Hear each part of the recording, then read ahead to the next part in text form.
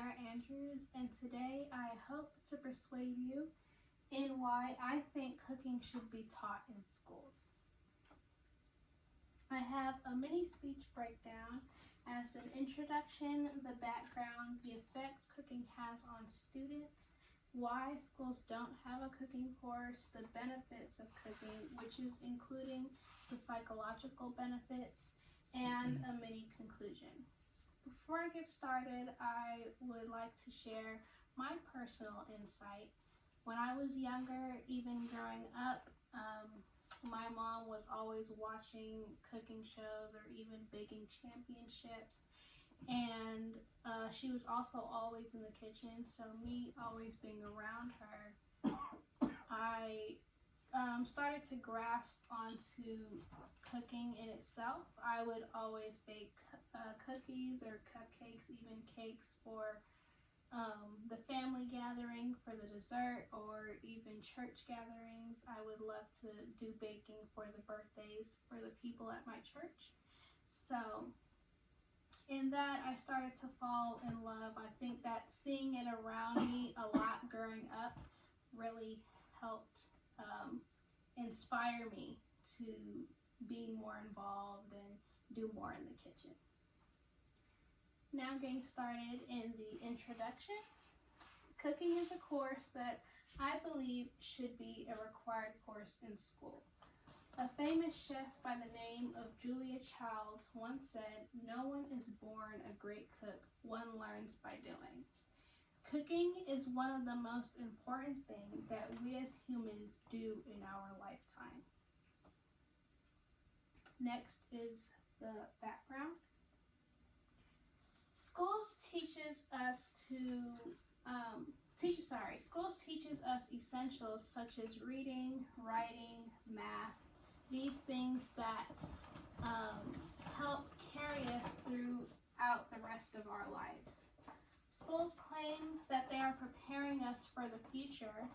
In doing that, schools claim that they are preparing us for the future. What better way than to do that than teaching their students how to cook?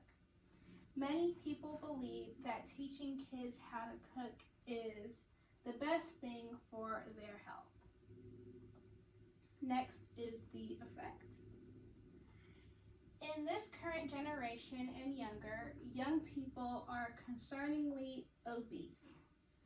Nowadays, young people consider microwaving a pizza to be cooking. Studies show that in homes where fixed meals were not the norm, the youth end up relying on ordering or even heating up foods instead of preparing themselves a meal. In 2016, 18% of the girls and 19% of the boys were considered to be overweight. Cooking can be a start to get kids to eat healthier and also to enjoy trying to be healthier. Next is why schools don't allow a cooking course. A lot of schools deemed it to be dangerous. There are sharp objects, hot ovens, heavy pots and pans, slippery surfaces that can cause a lot of injuries. Another thing was there's no availability or funding. Schools didn't really have a lot of money to create the proper environment that is required for when teaching a cooking course, as well as there are no teachers who are really able to teach or qualified to teach a cooking course. Next are the benefits. As previously mentioned, it is better for your children's health. It saves money.